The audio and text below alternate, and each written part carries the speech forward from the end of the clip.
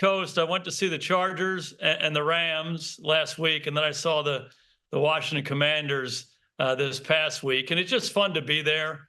Obviously, Jim Harbaugh with the Chargers brings a completely different presence to that organization. I think they're really excited about that.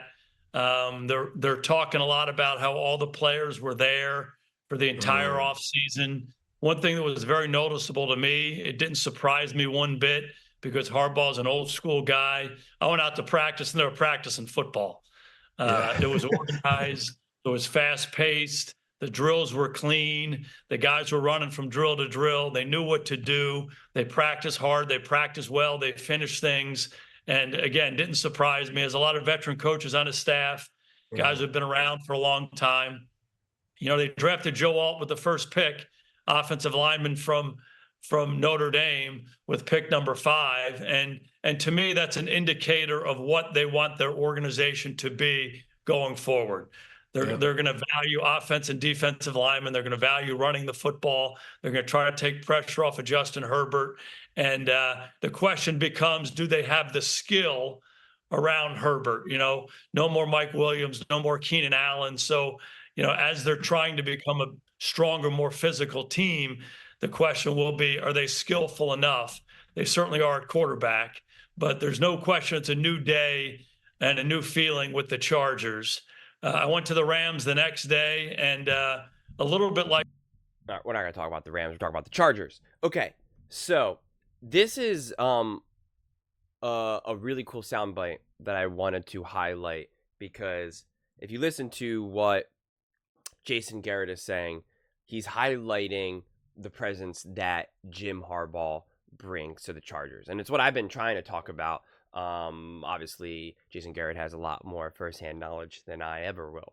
But the Chargers, because a lot of people want to blame Justin Herbert for the Chargers' failures, which it just makes my head want to explode, quite honestly. That we just think that these players should be able to succeed no matter the circumstance, no matter the environment around them, no matter the coaches, the roster, whatever it may be. Because people want to be like, well, he has weapons, or what about this, or what about that, you know? And it's just like, it's just nonsense to me.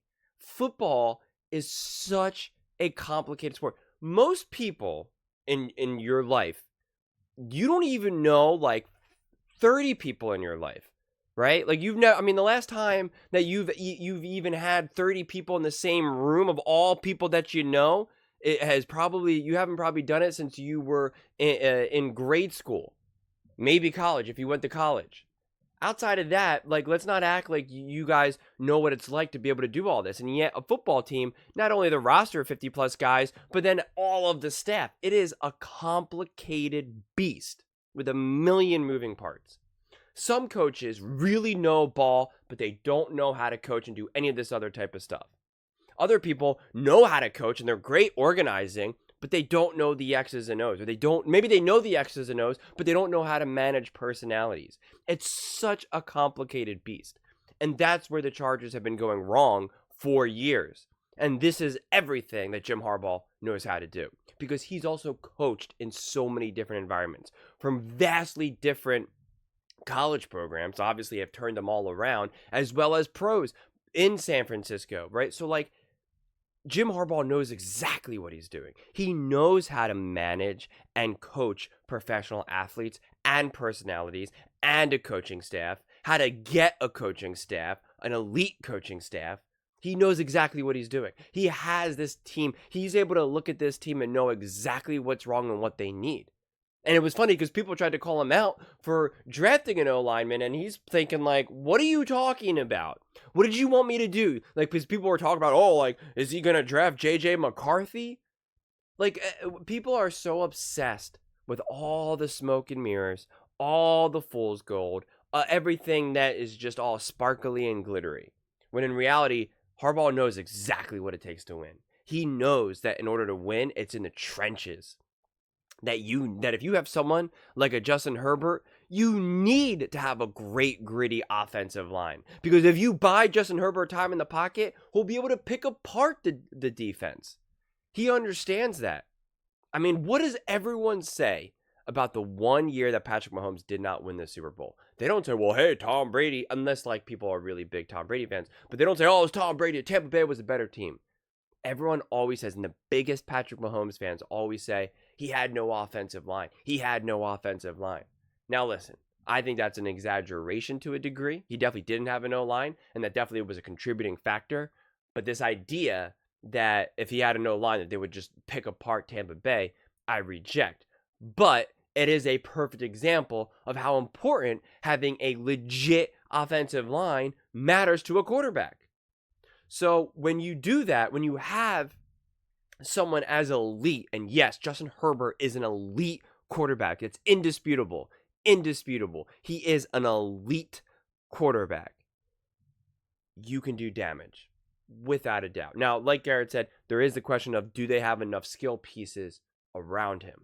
I don't know. I really don't. I'm not afraid to say I don't know. I'm going to have to wait and see a little bit more, see what other stuff Jim Harbaugh has up his sleeve. And if he doesn't have the exact skill pieces, Jim Harbaugh is still the type of coach who understands still how to win those games, how to still put his quarterback in the best position and the Chargers in the best position to win games. This is exactly what Andy Reid did with Patrick Mahomes this past season, understanding that this is a defensive forward team, understanding that maybe the weapons around him aren't as great. Travis Kelce is on the decline.